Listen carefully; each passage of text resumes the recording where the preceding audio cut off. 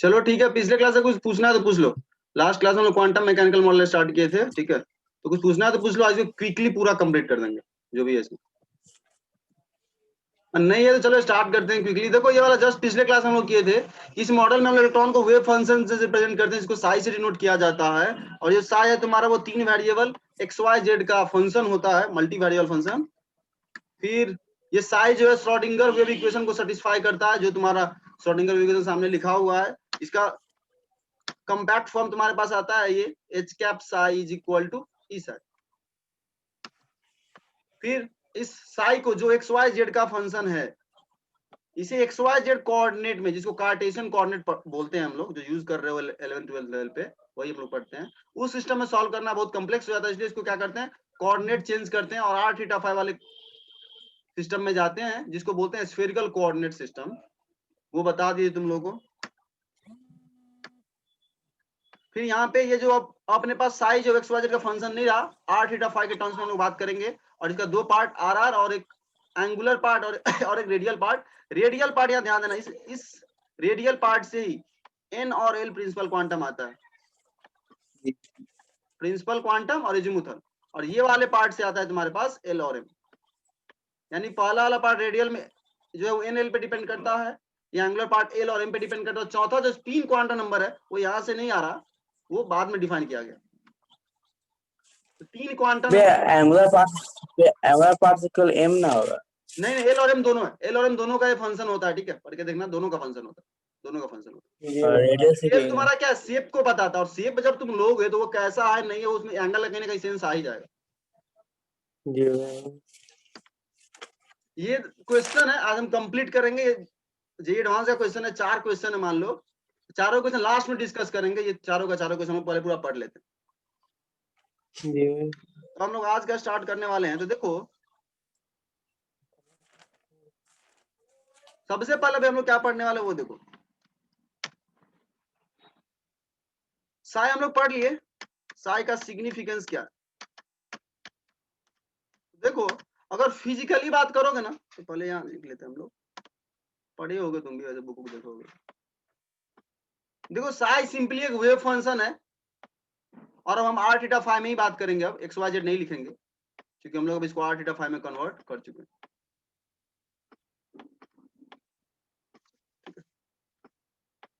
ये फंक्शन है तुम्हारा, ये सिंपली वेव फंक्शन है। इसका वैल्यू पॉजिटिव नेगेटिव कुछ भी हो सकता है, क्योंकि वेव फंक्शन है इलेक्ट्रॉन का जैसा कुछ। तो जो वेव जो भी होगा, हालांकि ये वेव 3 डायमेंशनल होगा, सिंपल हम जो बना रहे हैं ऐसा कुछ नहीं होगा, बट जस्ट समझाने के लिए बता रहे हैं। पॉजिटिव नेगेटिव इसका वैल्यू जो है तुम्हारा, वो पॉजिटिव नेगेटिव 0 कुछ भी हो सकता है। और ऐसा बोला जाता है कि फिजिकल सिग्निफिकेंस साई का कुछ नहीं, फिजिकल सिग्निफिकेंस का कुछ नहीं है। मैथमेटिकल सिग्निफिकेंस तुम बोल सकते हो है, पर फिजिकल मीनिंग इसका कुछ बोलोगे तो बोला जाता है psi has no physical significance. ये लिख लो just, psi has no physical significance, क्योंकि पॉजिटिव नेगेटिव 0 सब कुछ हो सकता है। इसीलिए हम लोग डिफाइन किए साई स्क्वायर, ऊपर लिख लेना psi has no physical significance. हम डिफाइन किए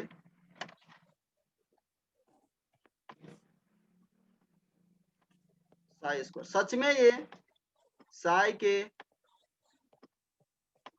मॉड का स्क्वायर है, बट तुम इसको अपने लेवल पे अभी साई स्क्वायर भी लिख सकते हो। अगर कॉम्प्लेक्स नंबर पढ़े हो तो फुल लिंक कर पा रहे होगे इसमें क्या डिफरेंस है, बट कोई दिक्कत नहीं, अभी छोड़ सकते हो। तुम्हारे साई का स्क्वायर ही तुम बोल सकते हो, कोई दिक्कत नहीं। साई ये साई सच में समझ लो, ये साई जो होगा ना कॉम्प्लेक्स फंक्शन भी हो सकता है। आयोटा वगैरह था वो सुने हो क्या? हाँ, तो आयोटा वायोटा के भी टर्म्स में हो सकता है, इसीलिए साई मॉड स्क्वायर लिखना ज्यादा सही है। बट ठीक है, साई स्क्वायर लिख सकते हो, बुक वगैरह में जनरली लिखा हुआ तो मिलेगा साई स्क्वायर, बट सच में वो एक्चुअली साई को उसके कंजुगेट से मल्टीप्लाई करते हैं, साई स्क्वायर आता है। जब वापस तुम उसका कॉम्प्लेक्स पढ़ लोगे तो लिंक कर लो, बट अपने सिंपली समझो स्क्वायर कर रहे हो उसका, ऐसे तुम समझ लो। साई स्क्वायर ऑब्वियसली देखो, साई तुम्हारा कुछ भी हो सकता है इसका वैल्यू, एक्चुअली हमको मॉड साई बोलना चाहिए, बट ठीक है। बट इसका स्क्वायर जब करोगे ना, तो यह स्क्वायर क्या होगा, ग्रेटर देन और इक्वल टू 0 होगा, ऑब्वियस। ग्रेटर देन और इक्वल टू 0 होगा। और यह साई स्क्वायर जो है तुम्हें देता है प्रोबेबिलिटी डेंसिटी। साई स्क्वायर जो तुम्हारा है तुमको वो देता है, it gives probability density. Probability density तुम्हारा साई स्क्वायर जो है, सच में जो वे फंक्शन तुम निकाले थे, वापस से बोल दे, हम यहाँ साई स्क्वायर लिख रहे हैं, बट सच में एक्यूरेट होने के लिए हमको मॉड साई स्क्वायर लिखना चाहिए। यह चीज तुम्हें प्रोबेबिलिटी डेंसिटी समझना है। चीज को प्रोबेबिलिटी डेंसिटी का मतलब क्या वो समझना। एक टर्म है प्रोबेबिलिटी और एक टर्म है प्रोबेबिलिटी डेंसिटी। लास्ट में पहुंचेंगे प्रोबेबिलिटी। प्रोबेबिलिटी डेंसिटी का बात करें, इसका मतलब ये हुआ किसी गिवन छोटे से स्पेस में, वॉल्यूम में इलेक्ट्रॉन के पाए जाने का प्रोबेबिलिटी कितना है। तो सिंपल हम यहाँ पे लिख रहे हैं,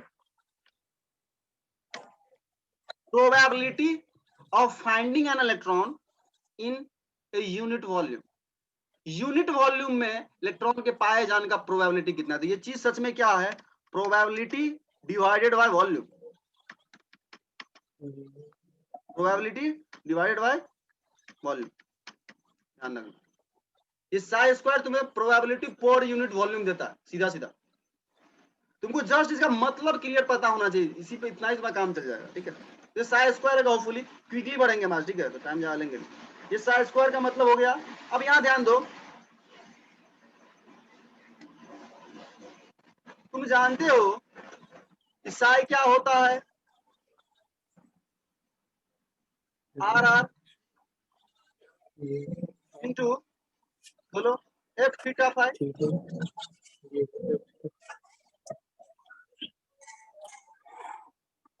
ये साई था, बट हमें साई स्क्वायर चाहिए तो क्या करना होगा, आर आर का स्क्वायर। ये समझ पा रहे हो,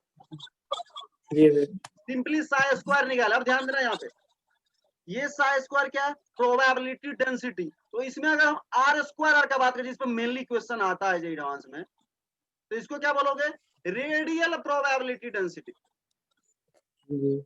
ये तुम्हारा है, लिख लो जस्ट इसको। तुमको टर्म्स क्लियर होना चाहिए सब में, बस इसी से क्वेश्चन बन जाता है।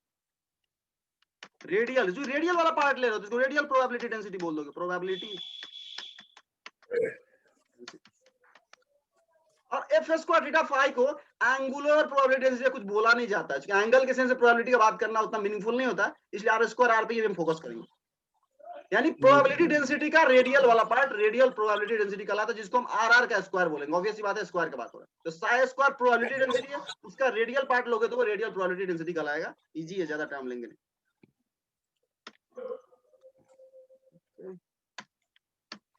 अब चलो, ये आर आर जो फंक्शन तुम्हारा था, कहां गया ये आर आर। आर आर क्या था ये बताओ, रेडियल फंक्शन। और स्क्वायर जो ही किए वो रेडियल प्रोबेबिलिटी डेंसिटी हो गई। ये तुमको चीजें क्लियर होना चाहिए बस, मतलब क्या अच्छे से। यहाँ पे देखो, अब चलो हम आते हैं, हर एक ऑर्बिटल के लिए सॉल्व किया जाता है और रेडियल पार्ट निकाला जाता है उस श्रोडिंगर इक्वेशन को सॉल्व करके। तो तुम्हें सॉल्व करने के लिए कभी नहीं क्वेश्चन आएगा, इवन यही में आता भी ये क्वेश्चन तो फंक्शन दे देता है, ये लिखा हुआ आएगा। ये देख लो, ये लिखा हुआ क्या है, जो आर का फंक्शन है वो 1s ऑर्बिटल के लिए ऐसा कुछ होता है। इसमें तुम्हें मतलब क्लियर होना चाहिए क्या है वो समझ लो, कि 2 तो कांस्टेंट है, ए नॉट कुछ नहीं है। ए नॉट है हाइड्रोजन एटम के फर्स्ट सेल का रेडियस, उसको बोलते हैं बोर्स रेडियस। कभी कभी क्वेश्चन में भी लिख के आता है। ए नॉट मतलब हाइड्रोजन एटम के फर्स्ट सेल का रेडियस। लिख लो कहीं पे, अगर ये सिंबल आए तो ध्यान रखना। अब फर्स्ट सेल का एटम रेडियस निकालो, कैसे फॉर्मूला था तुम्हारे पास, 0.53 n स्क्वायर बाय जेड। तो भाई फर्स्ट सेल का लोगे तो 1 स्क्वायर, और हाइड्रोजन का करोगे तो 1 स्क्वायर बाय 1 ही होगा ना एटॉमिक नंबर। तो 0.53 आ रहा है, वही अप्रॉक्स यहाँ पे लिखा हुआ 0.529, हम लोग 0.53 इसको लेके चल रहे हैं। तो 0.53 एंगस्ट्रॉम को ही ए नॉट से डिनोट किया जाता है। इसका मतलब हाइड्रोजन एटम के फर्स्ट सेल का रेडियस। ठीक है जी भैया। और इसमें तुम्हारा, अब देखो इसमें यहाँ एक सिग्मा आ रहा है, सिग्मा। सिग्मा हम लोग ये चीज है 2r बाय एन नॉट को बोल रहे हैं। आर क्या है इसमें, आर क्या है, रेडियस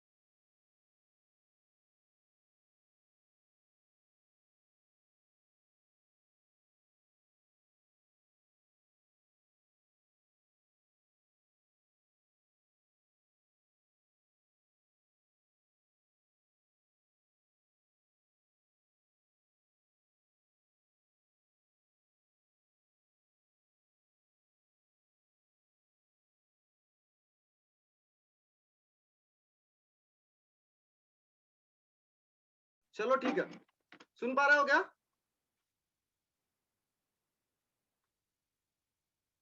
जी भैया।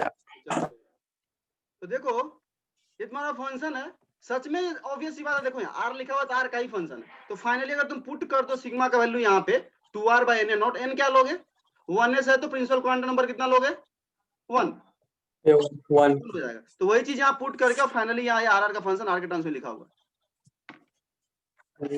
और इसी आर का प्लॉट अगर तुमको पढ़ना है, इस आर को प्लॉट करो आर के साथ, तो देखो ई का पावर माइनस है, ऑब्वियसली आर जैसे बढ़ेगा डिक्रीज होगा, तो देखो कंटिन्यूअसली डिक्रीज हो रहा है। जीरो पे अगर आर जीरो लोगे न्यूक्लियस पे, आर डिस्टेंस फ्रॉम न्यूक्लियस है, तो ये पूरा पूरा जीरो जाएगा, कांस्टेंट आएगा 2 into समथिंग, वो यहाँ देख लो ये जीरो पे वैल्यू इसका कुछ ये है, और जैसे जैसे आर इन्फिनिटी को जाएगा यह फंक्शन आर जो है वो जीरो की तरफ जाएगा। ये लिखवाया भी था नोट में तुम लोगों को पॉइंट की जो साई है वो जीरो की तरफ जाता है जब इन्फिनिटी पे जाता है आर, तो स्टार्टिंग में हम लिखवाए हुए थे, तुमको ध्यान हो तो। चलो हाइपरबोला नहीं बोलेंगे, ये गलत है, हाइपरबोला नहीं है, सच में एक्सपोनेंशियल फंक्शन है, हाइपरबोला ऐसा दिख रहा है बट सच में हाइपरबोला नहीं है। चलो ठीक है, ये दो प्लॉट, हर ध्यान देना हम तुमको लॉजिक बता रहे हैं कि फंक्शन लिख के आएगा, तुमको अप्लाई कैसे करना, फंक्शन दिया रहेगा, तुम आर को आर के साथ प्लॉट करोगे। अब दूसरा है आर के स्क्वायर का प्लॉट, तो इसको तुम स्क्वायर कर दो, इसी चीज को क्या कर दो स्क्वायर कर दो, और वह जो फंक्शन है उसको फिर प्लॉट कर लो, तो वो हो जाएगा रेडियल प्रोबेबिलिटी डेंसिटी, और सिर्फ आर था तो वो सिंपल रेडियल फंक्शन था, जो ही स्क्वायर करते हो प्रोबेबिलिटी डेंसिटी में कन्वर्ट हो जाता है, पहले ध्यान रखो। साई का स्क्वायर करोगे वो प्रोबेबिलिटी डेंसिटी देगा, साई क्या है, फंक्शन है बट उसका स्क्वायर क्या प्रोबेबिलिटी डेंसिटी है, तो उसके रेडियल वाले में हम लोग इंटरेस्टेड है, तो ये तुम्हारा रेडियल फंक्शन हो गया और रेडियल प्रोबेबिलिटी डेंसिटी हो गया, ठीक है। चलो ये 1s का कहानी हो गया, सेम कहानी 2s का, सेम ये तुम्हें आर आर फंक्शन दिए हुआ है, सिग्मा तुम वहां से निकाल सकते हो 2r by n a nought, और n कितना लोगे यहाँ पे 2s है तो 2 बस, और तुम्हारा का ये फंक्शन हो गया 2 2 कटा दो, r बाय नॉट हो गया, देखो यहाँ पुट किया हुआ है, सिग्मा के जगह पे तुम ये ले लोगे r बाय नॉट खुद से, और वो फिर प्लॉट, ये सिग्मा के जगह r बाय नॉट, फिर इसको प्लॉट करना है। अब सच में देखो बता रहे हैं, इसको प्लॉट करना बहुत टफ काम नहीं है, कैसे आ रहा है कब तुम अच्छे से निकाल सकते हो अगर थोड़ा बहुत कैलकुलस जानते हो, तो थोड़ा सा तुम पढ़ लोगे डिफरेंशिएशन वगैरह मैथ्स का, तो फिर इस सब का ग्राफ तुम्हें दिया रहेगा तो खुद से तुम प्लॉट कर सकते हो, ऐसा कुछ नहीं, ठीक है। और थोड़ा बहुत ऑप्शन से भी ग्राफ को करने का तुमको बताएंगे हम कुछ देर बाद, क्योंकि जनरली वैसा ग्राफ देता है कि ऑप्शन रिजेक्ट हो जाता है, वो बाद में हम लोग आएंगे, बट सच में एक्जैक्टली तुम इसको प्लॉट कर सकते हो, पहले बोल देते हैं कि कैसे यहाँ डिक्रीज हुआ फिर यहाँ इंक्रीज होने लगा, ये सब तुम इसको डिफरेंशिएट करो, देखो कहाँ इंक्रीज हो रहा है कहाँ डिक्रीज हो रहा है, मैथमेटिकल एनालिसिस करोगे तो आ जाता है, 12th लेवल के मैथ से भी आ जाता है। जस्ट फिलहाल देख लो होगा क्या, ये सिग्मा तुम्हारा क्या है r by nought, r by nought. अब क्या होगा देखो, जैसे जैसे आर बढ़ेगा ये वाला चीज क्या होगा, क्या होगा बोलो, आर बढ़ेगा तो माइनस समथिंग बढ़ रहा है, माइनस में बढ़ रहा है तो वैल्यू घटेगा, और जैसे जैसे आर बढ़ेगा इसका क्या होगा, इसका क्या होगा सुनो बढ़ेगा। हाँ ठीक है, अभी हालांकि हम इसको बहुत डिटेल में लेने जाएंगे, तुम थोड़ा सा मैथ्स पढ़ लेना कैलकुलस वगैरह, तो वापस से इस पे आना, जो हम बोलना चाह रहे हैं वो उस टाइम तो बहुत इजीली करेक्ट कर पाओगे, तो हम उस मैथमेटिकल एनालिसिस में फिलहाल नहीं जाएंगे। इसका ग्राफ कुछ ऐसा आता है, और जहां पे तुम देख रहे हो यहाँ पे आर का वैल्यू कितना होगा 0, आर जी हाँ भैया जी। आर आर वाई कोऑर्डिनेट 0 है ना, रेडियल फंक्शन यहाँ पे 0 को बोलते हैं रेडियल नोड, जहां पे वो आर आर फंक्शन वैनिश कर जाए, रेडियल नोड आने वाला है सारा डिस्कशन में, ठीक है, नोड रेडियल नोड, इसमें देखो फिर अब स्क्वायर करोगे तो क्या होगा, देखो फंक्शन यही रहेगा, जस्ट चलो पड़ जाएगा। निगेटिव वाला पार्ट भी क्या हो जाएगा पॉजिटिव, क्योंकि किसी भी नंबर का स्क्वायर क्या हो जाएगा पॉजिटिव, तो फुली समझ पा रहा हूँ, सेम कहानी अब नहीं करेंगे, इसके सेम कहानी है, फंक्शन वगैरह तुमको निकालना नहीं है, एग्जाम में दे के अगर वो पूछे तो हाँ ये हो सकता है, ध्यान रखना 1s के लिए तुम्हें डायरेक्ट ग्राफ पूछा जा सकता है बिना फंक्शन और सीधे पूछेगा 1s का बताओ r square versus r graph क्या होता है, एटलीस्ट 1s का तुमको याद होना चाहिए, कोशिश करना 2s का भी कर ले, उसके बाद अगर आता है इनके तो तुमको वो दे के पूछेगा, क्योंकि 1s सबसे सिंपलेस्ट ऑर्बिटल है, उसका वो इतना मान के चल सकते कि भाई तुम आर वर्सेस आर एनसीईआरटी में दिया भी हुआ ग्राफ तो तुमको याद ही होना चाहिए, तरह यहाँ ऐसा होता है, ठीक है।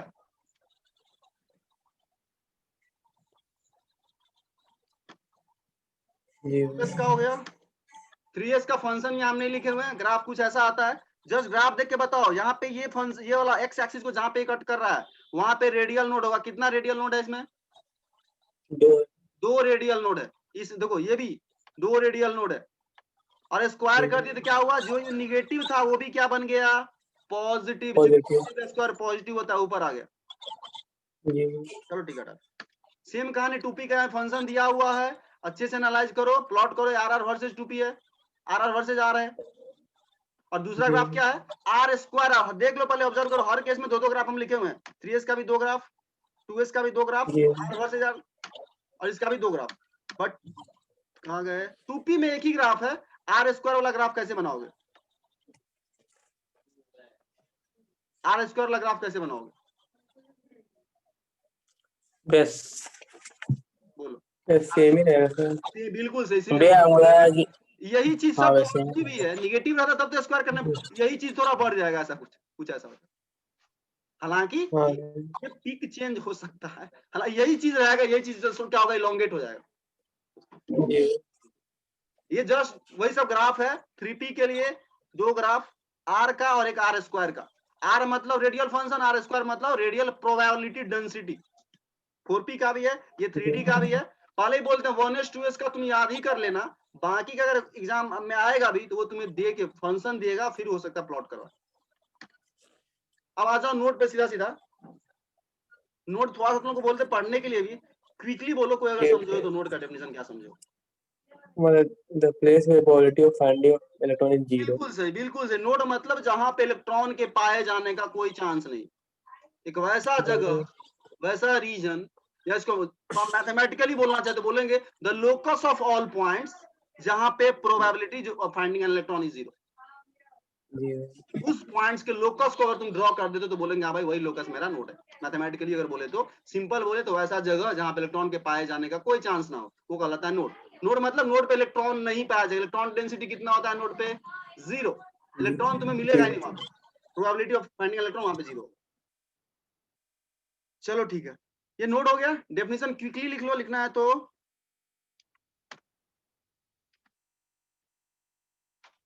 डेफिनेशन होगा ए रीजन, या तो हम मैथमेटिकल लिखे तो हम यही लिखना ज्यादा पसंद करेंगे, ए लोकस ऑफ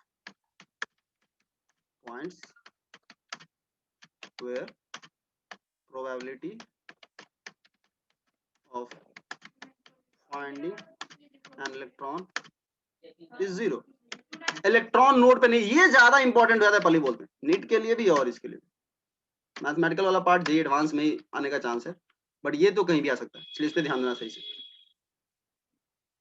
नोड, ठीक है। टाइप्स ऑफ नोड कितने तरह का होता है? मनीषा बोलो, अगर पढ़ के आई हो तो।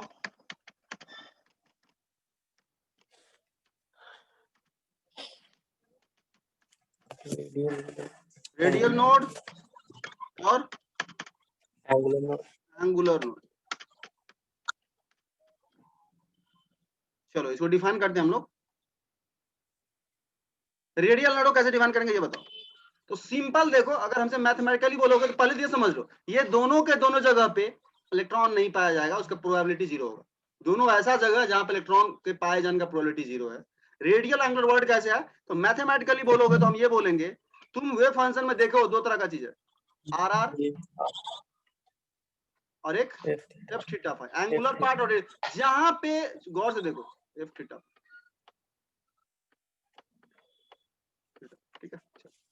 और यही तुम्हारा था साई। तुम बोल रहे हो इलेक्ट्रॉन के पाए जाने का प्रोबेबिलिटी 0, इसका मतलब क्या हुआ? यह साई वहां पे 0 हो रहा होगा, क्योंकि साई स्क्वायर को 0 होना है। तो यह चीज 2 चीज का प्रोडक्ट है, कब 0 हो सकता है? ये 0 तो भी 0, ये 0 तो भी 0। तो रेडियल पार्ट जहां जहां 0 हो रहा है उसी को बोलते हैं रेडियल नोड। और जहां पे ये थीटा फाई वाला पार्ट 0 है उसको बोलेंगे एंगुलर नोड। मैथमेटिकली बोले तो डिफाइन करेंगे बुक लैंग्वेज में, मैथमेटिकली इसका मतलब यही है। पुराने टाइम में जे एडवांस जेई में आया हुआ था क्वेश्चन, तो फंक्शन लंबा सा दिया हुआ था आरआरबी और थीटा फाई, बोला था find the location of radial node. देखो कितना इजी क्वेश्चन था, बट जिनको नहीं पता वो नहीं कर पाए होंगे, फंक्शन देख के डर लग गया होगा। ऐसे मान तुमसे यही वाला दे दे, ठीक है, यही फंक्शन दे के आ गया, बोलेगा बताओ the location of radial node, कुछ नहीं करना है तुमको, ये वाले फंक्शन को कितना कर देना है, zero, equal to equal to zero zero कर दो, जीरो। एक्सपोनेंशियल फंक्शन जीरो होगा नहीं, सिग्मा इक्वल टू 2 आ जाएगा, खत्म। सिग्मा आ गया तो 2r by a0 equal to 2, r equal to a0 बोलोगे, r इक्वल टू a0 मतलब 0.53 एंगस्ट्रॉम के डिस्टेंस पे रेडियल नोट होगा, यही जो ऑप्शन में लिखा हुआ है। तो इस तरह का काम करवाया जा सकता है जेई एडवांस से पहले, जो कि इजी होता है, पहले बोलते हैं समझे वो तो ये मैथमेटिकल मीनिंग हो गया, लिख लो just R are is equal to zero radial node पे, और यहाँ पे लिख लो F theta five equal to zero. हम बोल रहे हैं, टाइम ज्यादा लेंगे नहीं, जाके वापस से देखना होगा लेक्चर तो देखो। चलो ये हो गया तुम्हारा। अब आ जाओ, अब समझना गौर से, इसके लिए तुम क्या कर रहे हो, r are is equal to zero, और ऑब्वियसली आर आर जीरो होगा तो साई जीरो होगा, और साई जीरो होगा तो वहां पे साई स्क्वायर जीरो होगा, मतलब प्रोबेबिलिटी इलेक्ट्रॉन का पाए जाने का प्रोबेबिलिटी भी जीरो हो जाएगा। तो यह सब बात बोलना इक्विवेलेंट है, आर आर जीरो जीरो बोल रहे हो मतलब probability of finding electron zero है, आर आर जीरो है। यहां से तुम सॉल्व करोगे तो ऑब्वियस ही बात है, आर आर मतलब क्या, आर का एक फंक्शन है, फंक्शन इक्वल टू जीरो करोगे तो आर का कुछ वैल्यू आएगा यहां से, तो आर का सुन, आर क्या है, डिस्टेंस फ्रॉम न्यूक्लियस। मान लो तुम सॉल्व किया, आया r is equal to 0.53 angstrom, मान लो सेकंड को आया, तो तुम क्या बोलोगे, न्यूक्लियस से 0.53 एंगस्ट्रॉम डिस्टेंस पे इलेक्ट्रॉन के पाए जाने का प्रोबेबिलिटी जीरो है। तो 0.53 एंगस्ट्रॉम पे तुम किधर जाओ, इधर भी जा सकते हो, इधर भी जा सकते हो, इधर भी जा सकते हो, इधर भी जा सकते हो, पूरे को ज्वाइन करोगे तो कैसा बनेगा, एक रेडियस का स्फीयर। तो रेडियल नोड किसी डिस्टेंस पे होता है, वो डिस्टेंस में थीटा फाई होता नहीं है, तो तुम किधर भी जा सकते हो, किसी भी डायरेक्शन में जा सकते हो, तो स्फीयर बनेगा। तो इसलिए रेडियल नोड का शेप होता है स्फीयर, इसीलिए इसको स्फेरिकल नोड भी बोल दिया जाता है। लिख लो, they are spherical in shape radial node में, so they are also called as a spherical node, they are also called as a spherical node। तो तुमसे अगर बोले हम जस्ट स्फेरिकल नोड भी इनको बोलते हैं, रेडियल नोड को नोट करते जाना खुद से। यही जैसे हम तुम्हें दे दें और तुमसे हम बोले हमें बताओ रेडियल नोड प्लॉट करके, तो तुम यहां से इसको जीरो करोगे, आर निकालोगे, उतने रेडियस का स्फीयर ड्रॉ कर दोगे, खत्म। तो रेडियल नोड का फिगर अगर बनाना है तो बहुत इजी है, आर निकालो, उतने रेडियस का सिंपल एक स्फीयर दिखा दो, क्या भाई ये न्यूक्लियस है, यहाँ से इतने आर पे हम गए और एक स्फीयर ड्रॉ कर दिए, खत्म हो गया। 2s का 2p का जो भी है वो रेडियल नोड आ गया, या स्फेरिकल नोड, चूंकि इसका शेप स्फीयर है इसलिए स्फेरिकल नोड भी कहलाता है। स्फीयर क्यों, वो भी होपफुली समझ में आना चाहिए, क्योंकि आर को जीरो कर। चलो तो यहाँ अगला यही चीज है, how to draw radial nodes graphically. Graphically कैसे ड्रॉ करोगे, फंक्शन है तुम्हारे पास, अप्रोच बोल रहे हैं पहले बोलते, यही सब करवाता है, इक्वल टू जीरो करो, आर निकालो, उतने रेडियस का स्फीयर ड्रॉ करो, खत्म। स्फीयर हमेशा इसका शेप स्फीयर ही होगा रेडियल नोड का, जस्ट रेडियस चेंज होगा। 1s का लोगे तो जनरली उसका रेडियस कम आता है, सॉल्व करके निकालना फंक्शन से, आर कम आएगा, 2s का थोड़ा ज्यादा आएगा, जस्ट रेडियस चेंज होगा, बट सब स्फीयर ही रहेगा। आते हैं एंगुलर नोड पे, इसका तुम्हें ज्यादा इंपॉर्टेंट है क्योंकि इसका शेप डिपेंड करता है। हाँ, अब यहाँ एक चीज देख लो, जस्ट कहाँ गया ये फॉर्मूला,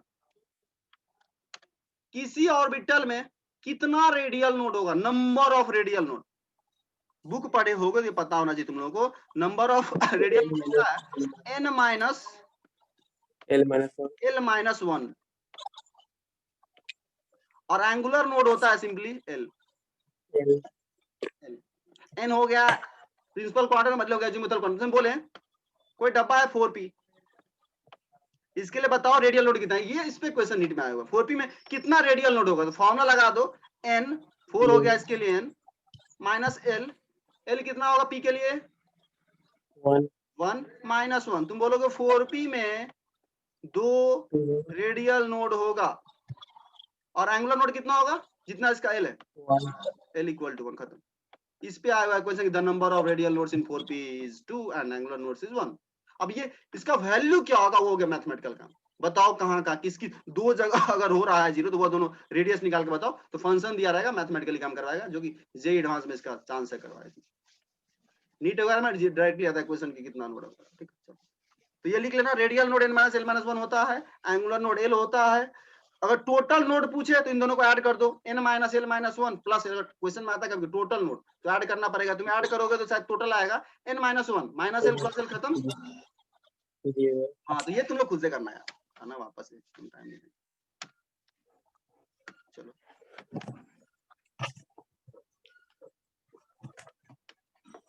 रेडियल नोड ग्राफिकली कैसे ड्रॉ करें? एक स्फीयर होता है, सिंपली ड्रॉ कर दो। एंगुलर नोड पे आते हैं। एंगुलर नोड किसके इक्वल टू होता है? यहाँ लिखा हुआ है L, और हम अभी किसका बात कर रहे हैं? Angular nodes of p orbital. p orbital का एंगुलर नोड, तो तुम जानते हो p के लिए L कितना होता है? 1। तो इसीलिए 2p लो, 3p लो, 4p लो, 5p लो, सब में एंगुलर नोड एक ही होगा, लिखा हुआ है। In each case number of angular nodes is equal to L। चूंकि p का बात कर रहे हो तो L1 है, तो एक ही एंगुलर नोड होगा। तुम 2p px लो या py लो या pz लो, कोई भी p लोगे ऑर्बिटल, तो उसके अंदर एक ही एंगुलर नोड होने वाला है। इसलिए देखो वहां पे 2p 3p नहीं लिखा हुआ है, इसमें देख लो। रेडियल नोड डिपेंड कर रहा है इन पे। 1s के लिए, 2s के लिए, 3s के लिए, सब के लिए नंबर ऑफ रेडियल अलग अलग होगा, क्योंकि वो n पे डिपेंड कर रहा है, n माइनस L माइनस 1। और ये किस पे डिपेंड कर रहा है? सिर्फ और सिर्फ L पे। इसको n से मतलब नहीं है कोई 2p है या 3p है या 5p है या 6p। तो देखो px यहाँ ड्रॉ किया हुआ है, px यहाँ ड्रॉ किया हुआ है। तुम्हें एक ऐसा लोकस चाहिए जहां पे इलेक्ट्रॉन के पाए जाने का प्रोबेबिलिटी 0। तो इन दोनों के बीचों बीच px है, इनके बीचों बीच एक प्लेन जाता है yz, वहां पे इलेक्ट्रॉन के पाए जाने का प्रोबेबिलिटी 0 होता है। तो तुम बोलोगे px के लिए यह जो प्लेन है जिसका नाम क्या दोगे? px है तो yz, yz प्लेन जो है वो एंगुलर नोड का काम करता है। सिमिलरली py के लिए पूरा का पूरा उसका क्या होगा? py, ये pz है, py यहाँ है, y क्या लॉन्ग होगा? तो ये जो प्लेन लोग उसके परपेंडिकुलर xz, याद रखना आसान है, तुम्हारे लिए याद करना ही ज्यादा इंपॉर्टेंट है। py है तो xz जो देख रहे हो इसमें, y को छोड़ दो, xz प्लेन हो जाएगा इसका एंगुलर नोड। pz में z को छोड़ दो, xy प्लेन जो पूरा पूरा होगा उसमें इलेक्ट्रॉन डेंसिटी नहीं होगा, उसके परपेंडिकुलर होगा, ऊपर होगा नीचे होगा, उस प्लेन में नहीं होगा इलेक्ट्रॉन डेंसिटी। तो बोलेंगे pz के लिए xy प्लेन जो है वो एंगुलर नोड जैसा काम कर रहा है। अब चूंकि ये प्लेन जैसा है इसलिए इसको नोडल प्लेन भी बोल दिया जाता है।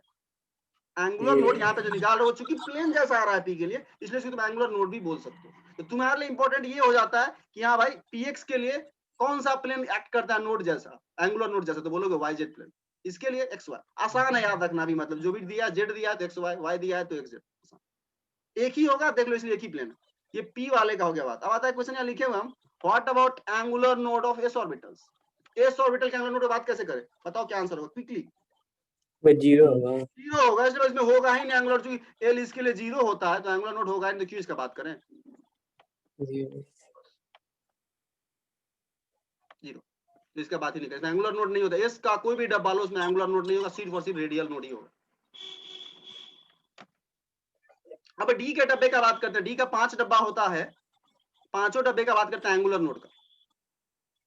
XY में क्या होता है देख लेना, डायग्राम बना हुआ है। XY प्लेन में तुम्हारा डबल डम्बेल है, डबल डम्बेल किसमें? XY में। तो XY के अलावा अपने पास कौन कौन सा प्लेन होता है? 3D में जानते हो 3 प्लेन एग्जिस्ट करता है, XY YZ। अगर XY प्लेन में उसका इलेक्ट्रॉन है तो बाकी दो जो प्लेन तुम्हारा होगा ना, वो नोडल प्लेन जैसा काम कर रहा है। तो तुम बोलोगे 3D XY के लिए XY को छोड़ दो, बाकी दो प्लेन जो है ये दोनों, ये काम कर रहा है एंगुलर नोड जैसा, या उसको नोडल प्लेन भी बोल सकते हो, क्योंकि शेप इसका प्लेन जैसा है, इसीलिए नोडल प्लेन भी बोल सकते हो। सिमिलरली XZ के लिए पूछे, XZ को छोड़ दो, बाकी दो जो इसमें बच गया XY और YZ, वो हो जाएगा नोडल प्लेन। तो इन तीन का इजी है। 3D YZ का बात करें तो YZ को छोड़ दो, XY और XZ तुम्हारा क्या हो जाएगा? Nodal plane angular node. इन दोनों का तोड़ा टेढ़ा गिरे। 3D Z² का शायद आया हुआ था Z17 में, हालांकि वो गलत लिखे हुआ था 3D Z²। तो देखो 3D X² माइनस Y² क्या समझो, इसका कैसे लोग होता था? अगर ध्यान तुम लोग को, ध्यान 3D में बना हुआ है, XY प्लेन में बीचों बीच होता था, जाके देखना सिर्फ घर पे वापस चला गया, यहाँ बना हुआ है, यहाँ पे बना हुआ। इसका भी क्या होता है ना, इसमें भी रेडियल नोड 2 ही होगा, बट जो प्लेन होगा ना वो प्लेन देखो यहाँ 45 डिग्री पे, यह एक प्लेन और दूसरा प्लेन 45 डिग्री, बीचों बीच। क्योंकि एक्स और वाई क्या लॉन्ग है, एक्स और वाई एक्सिस क्या लॉन्ग ही है, इसका नोडल प्लेन आएगा ना वो कोई खास एक्स वाई स्टैंडर्ड प्लेन नहीं है, कोई तिरछा प्लेन होता है जो 45 डिग्री का एंगल बना रहा होता है। देखो यहाँ एक्स एक्सिस ये होगा तुम्हारा एक्स एक्सिस, और ये होगा y axis. X square minus y square का जो इलेक्ट्रॉन होता है और एक्स एक्सिस और वाई एक्सिस के अलॉन्ग होता है, बताए हुए थे। तो ये जो देख रहे हो एक्स एक्सिस के साथ 45 डिग्री पे ये प्लेन है, और ये वाला भी, ये वाला जो वो इधर से एक्स के साथ 45 पे है। तो ये दोनों जो नोडल प्लेन है ना, आपस में अगर देखो तो परपेंडिकुलर है अभी भी, 45 45 90, तो ये भी 90 ही होगा। तो दो परपेंडिकुलर प्लेन होता है, बट वो इंक्लाइंड प्लेन होता है, इस सब के जैसा नहीं होता है, x y y z z x जैसा नहीं होता। इन तीनों का सिंपल है, तुम्हें प्लेन का नाम याद होना चाहिए, देखो लिखा हुआ है तीनों का, एक्स वाई में बाकी दो प्लेन, वाई जेड में जो बाकी दो बच गया वो। पहले तीन का आसान है, इन दोनों का थोड़ा ध्यान रखने वाला है। 3D जेड स्क्वायर का अजीबो गरीब है, इसका जो एंगुलर नोड होता है वो एक कोन शेप जैसा होता है, देख रहे हो ये जो बनाया है, तो इसका एंगुलर नोड कॉनिकल शेप का होता है। ये कहां से आएगा, उसका फंक्शन लिखो, 2017 में लिख के आया हुआ था शायद उसका फंक्शन 3D जेड स्क्वायर का ही शायद, और वो फंक्शन में थीटा फाई होता है, प्लॉट करो तुम्हें दिखेगा कौन जैसा कुछ बन रहा है। तो तुम्हें उस पर नहीं जाना, सिंपली ध्यान रखना का जेड स्क्वायर का जो एंगुलर होता है वो कौन जैसा होता है, x y y z z x का सिंपली दो दो प्लेन होता है, हर केस में दो दो होगा एंगुलर नोड। तो इसका भी देखो दो ही, एक ऊपर एक नीचे, तो वो फिर समझ में ठीक है। तो इसको देखना जस्ट एक बार, नोट तुम्हें पता होना चाहिए, एटलीस्ट नाम पता होना चाहिए। एडवांस में डायग्राम वगैरह पे भी आ सकता है, नीट वगैरह में तो कभी डायग्राम नहीं पूछेगा, सिंपली तुमसे पूछेगा which of the following is an angular node of 3D xy। तो भाई 3D xy का एंगुलर नोड है तो yz होगा, zx होगा, ऑप्शन में देख लो, प्लेन का नाम दिया रहेगा yz zx वगैरह वगैरह। इस तरीके से आता है क्वेश्चन। अब आ जाओ ये पार्ट मैथमेटिकल है प्योरली, ठीक है, प्योरली अप्रोच हम बताएंगे जी, क्वेश्चन में फंक्शन देके आएगा, तुमको उस पे अप्रोच लगाना होगा, आंसर तुम निकाल लो। लास्ट है ये इंपॉर्टेंट वाला पोर्शन, बोल दिए नोड वाला पोर्शन है वो ज्यादा इंपॉर्टेंट है, पहले बोल देते। अब ये देखो एक नया आया, रेडियल प्रोबेबिलिटी डेंसिटी फंक्शन आरपीडीएफ। देख लो यार टर्म क्या क्या डिफाइन किया, वही में ध्यान रखना होता है समय। सबसे पहले आर पे आए थे, फिर आर का स्क्वायर किए थे, और इसी दोनों का दो ग्राफ भी पढ़े हम जस्ट ऊपर बताया स्टार्टिंग में, आर का ग्राफ और आर स्क्वायर ग्राफ। ये होता था रेडियल फंक्शन, और जियो ही स्क्वायर की ये प्रोबेबिलिटी में कन्वर्ट हो गया रेडियल प्रोबेबिलिटी डेंसिटी फंक्शन, बोलोगे इसको रेडियल प्रोबेबिलिटी डेंसिटी। अब इसी आर स्क्वायर आर को ध्यान देना, ये आर स्क्वायर आर क्या है, प्रोबेबिलिटी डेंसिटी।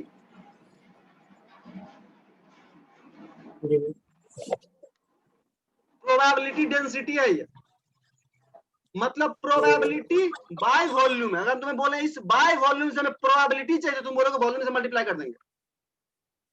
जी भाई मास पर यूनिट वॉल्यूम हमें पता है, डेंसिटी तो वॉल्यूम से मल्टीप्लाई करते हैं तो मास आता है ना, सेम चीज। तो इस आर स्क्वायर आर को हम क्या कर रहे हैं ना, छोटा सा वॉल्यूम ले रहे हैं किसी स्पेस में डीवी, छोटा सा वॉल्यूम, उससे मल्टीप्लाई कर दी तो वो क्या आ गया, आर स्क्वायर आर डीवी। इस पे आए हुआ है जेई में क्वेश्चन 12-13 में, आर स्क्वायर आर प्रोबेबिलिटी पर यूनिट वॉल्यूम, हालांकि रेडियल प्रोबेबिलिटी बोलना चाहिए हमको, आर का बात कर रहे हैं, इसमें वॉल्यूम लगा दो डीवी छोटा सा, तो ये तुम्हें जो दे रहा है इसी को बोल रहे हैं, ये जो लिखा हुआ है रेडियल प्रोबेबिलिटी डिस्ट्रीब्यूशन फंक्शन आरपीडीएफ, ये है आरपीडीएफ। तुम्हें टर्म्स क्लियर होने से पहले ही बोल देते हैं, इसमें यही ज्यादा है कौन चीज क्या है। तो पहले डीवी निकालने की, ये जो कैलकुलेशन देख रहे हो यहाँ पे डीवी का कैलकुलेशन है, कुछ नहीं है डीवी का। देखो तुम क्या करो कि ज्यादा डिस्टेंस पे जाओ, स्फीयर का सरफेस एरिया कितना होगा 4 pi are square, area into छोटा सा थिकनेस लो यार, तो एरिया इंटू थिकनेस करोगे तो क्या आएगा, वॉल्यूम ही तो आएगा, एरिया इंटू थिकनेस। सीधा सीधा एक कैलकुलेशन तुमको देखना नहीं है दूसरे तरीके से, क्या कैलकुलेशन घटा के बाहर वाले में घटाया फिर अप्रोक्सीमेशन लगाया, डायरेक्ट लगाओ, ये वॉल्यूम है। ये डीवी तुम यहाँ लाके पुट कर दो, वही देखो यहाँ पुट किया है, आर स्क्वायर इंटू ये क्या है 4 pi are square D R, area into thickness छोटा सा वॉल्यूम, तो ये हो गया तुम्हारा रेडियल प्रोबेबिलिटी। ये प्रोबेबिलिटी पर यूनिट वॉल्यूम को वॉल्यूम से मल्टीप्लाई कर दिया तो प्रोबेबिलिटी आ गया। इसी में से जस्ट इस dr को हटा दो, क्योंकि dr जो थिकनेस इनफिनिटेसिमल छोटा सा थिकनेस उसको हटा दो, बाकी सारा पोर्शन जो होता है ये होता है radial probability function 4 pi small r square capital are square. इसका ग्राफ भी आने का चांस है, हालांकि आया नहीं है शायद ये अभी तक, पर चांस है इसका आने का। RPF 4 pi small r square capital are square. तो तीसरा ग्राफ तुम्हारा जो होगा वो इसका होगा 4 pi are square capital are square जो रेडियल प्रोबेबिलिटी फंक्शन है, ध्यान देना आरपीएफ और ये आरपीडीएफ डिफरेंट है, ये डीआर इसमें आ रहा है, इसमें डीआर नहीं आ रहा, जाके घर पे वापस से नोट करना है इन चीजों को। अब इसी का हम लोग प्लॉट कर रहे हैं, कुछ नहीं करना है। देखो यहाँ एक ग्राफ हो गया आर का, एक हो गया आर स्क्वायर का, और तीसरा ग्राफ ये हो गया। 3 तरह का ग्राफ इसमें तुमने पूछा है। ये तुम्हारा R P F radial probability just बता। तो कुछ नहीं करना है तुमको, आर का फंक्शन दिया रहेगा, सिंपल स्क्वायर करोगे, 4 पाई स्क्वायर तो कांस्टेंट है, उसको कुछ कंट्रीब्यूशन ग्राफ में होगा नहीं, आर स्क्वायर से मल्टीप्लाई करो, वो जो आएगा उसको प्लॉट करने की कोशिश करोगे। तो देख लो कुछ ये प्लॉट सब तुम्हारा दिया हुआ है, जैसे देखो ये 1s के लिए किया, 1s के एटलीस्ट तुमको याद ही होना चाहिए कुछ ऐसा।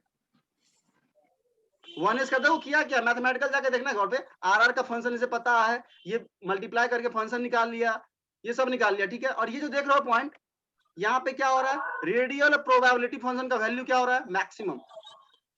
मतलब न्यूक्लियस से इतने डिस्टेंस पे जाओगे ना तो इलेक्ट्रॉन के पाए जाने का प्रोबेबिलिटी मैक्सिमम होगा। तो कितने डिस्टेंस से मैक्सिमम हो रहा है उसको बोलते हैं एंटी नोड। नोड पे इलेक्ट्रॉन के पाए जाने का चांस ही नहीं है, जीरो। एंटी नोड मतलब वहां पे पाए जाने का सबसे ज्यादा चांस है, मैक्सिमम प्रोबेबिलिटी, उसको एंटी नोड बोला जाता है। तो लोकेशन ऑफ नोड का मतलब जहां पे इलेक्ट्रॉन नहीं पाया जाए, लोकेशन ऑफ एंटी नोड का मतलब जहां पे इलेक्ट्रॉन के पाए जाने का मैक्सिमम वैल्यू। तो देखो फंक्शन निकाला है और मैक्सिमम के लिए क्या किया, डिफरेंशिएट करके 0 किया है, और यहाँ से आर का वैल्यू निकाला है। इसको पता चल गया हाँ इतने डिस्टेंस पे अगर जाएंगे तो इलेक्ट्रॉन के पाए जाने का प्रोबेबिलिटी, यानी ये आर मैक्स निकाल लिया जहां पे प्रोबेबिलिटी मैक्सिमम है। नोड का जस्ट उल्टा, ये तुमको अप्रोच पता होना चाहिए। 4 पाई आर स्क्वायर का ग्राफ वगैरह देख लो, यहाँ जस्ट ऑब्जर्वेशन देखो, चूंकि ये प्रोबेबिलिटी है आर 0 है तो ये ग्राफ हमेशा ऑरिजिन से पास करेगा। ये सब तुम्हारा पॉइंट दिमाग में होना चाहिए। एग्जाम वगैरह में 4 ऑप्शन देता है ग्राफ का, तो एक देगा जो ऑरिजिन से पास ही नहीं हो रहा होगा, ऊपर से देगा। तो जब भी इस तरह का ग्राफ है वह ग्राफ ऑरिजिन से पास होगा, पहला बात। दूसरा बात, जब आर इंफिनिटी पे जाएगा तो 0 की तरफ जाएगा, कोई सा भी हो। ये लिखवा भी थे फर्स्ट लेक्चर में नोट में तुम लोगों को, ये 0 की तरफ जाएगा। उसके बाद जब पीक देख रहे हो, ये पीक, ये इसका हाइट धीरे धीरे क्या हो रहा है, बढ़ रहा है। ये सब पॉइंट तुम्हारे दिमाग में रहेगा। दूसरा ग्राफ जो है एग्जाम में ऑप्शन लगे तो तुम इस पॉइंट से ऑप्शन एलिमिनेट कर दोगे और फाइनल आंसर पहुंच जाओगे। तुमको करना नहीं पड़ेगा मैथमेटिक्स, वो चाहता भी नहीं मैथमेटिक्स करवाना, वो जस्ट ये जानना चाहता है कि भाई तुम देखिए होगी इन पोर्शन को, डीप में तुम्हें बहुत ज्यादा ले जाएगा। 3 ग्राफ हो गया, पहले बोल लेते हैं, आर का, आर स्क्वायर का, और 4 pi capital are square small r square, जिसको अभी हम जस्ट बताएं।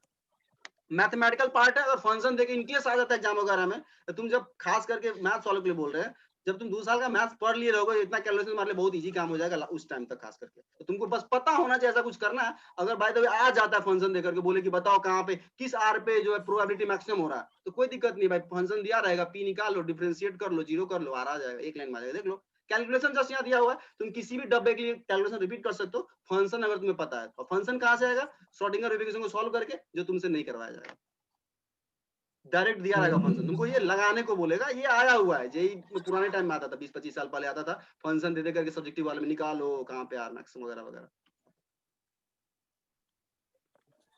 ये ग्राफ हमेशा देख लो, ये 0 से पास हो हमेशा। चलो ठीक है, खत्म हो गया, पूरा ये खत्म हो गया, ठीक है। अब जस्ट एक बार चलो खत्म हो गया, जेई एडवांस क्वेश्चन आया था वो देख लो एक बार। 4 क्वेश्चन है, ये 2017 का पैराग्राफ है। मैच द कॉलम बोल लो, या इसको मैच द कॉलम बोले, पर आप जो ही बोल लो। 3 कॉलम आया था, कॉलम 1, कॉलम 2, कॉलम 3 मैच करना था।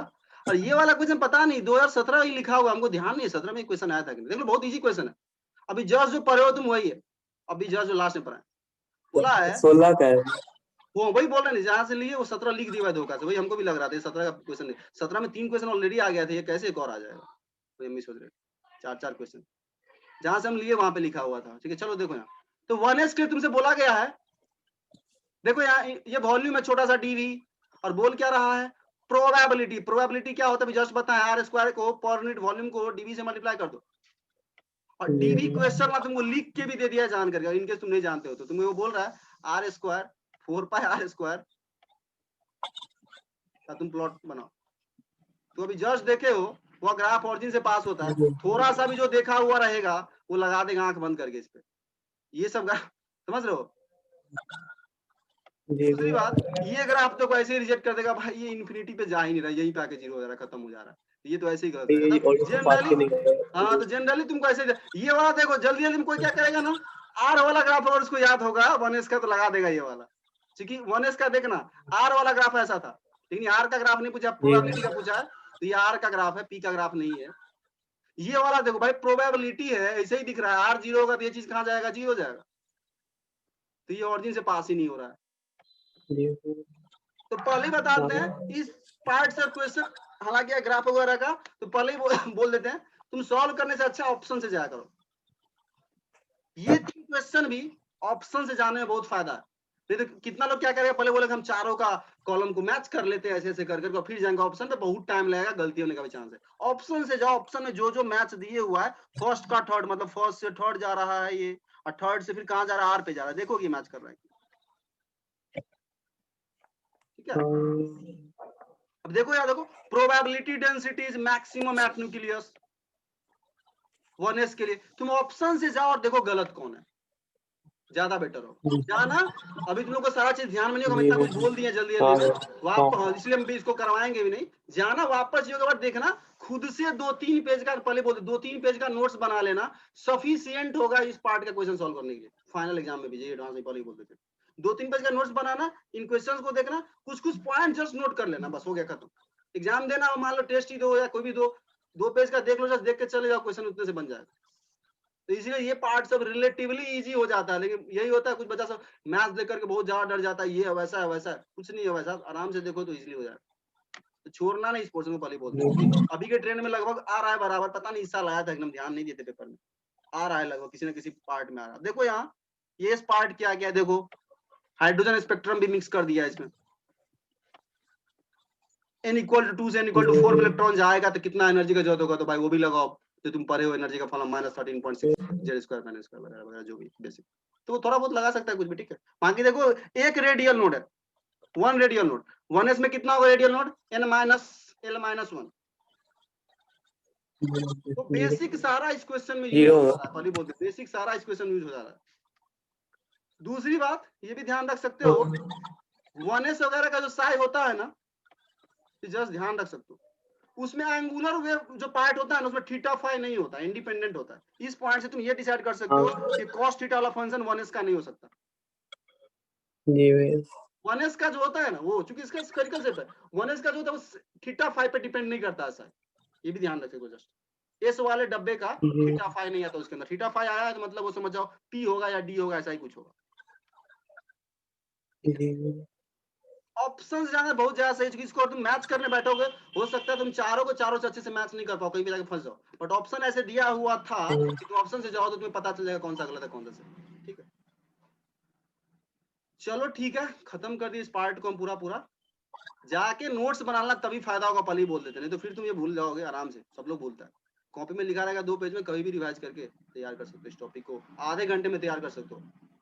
2-4 बार रिवाइज जब कर लोगे लास्ट एग्जाम तक, तो तुमको लगभग सब कुछ दिमाग में छप जाएगा, फिर तो 5 मिनट ऐसे पेज पलटोगे और सारा चीज तुम्हारे दिमाग में आ जाएगा, देखते लास्ट में।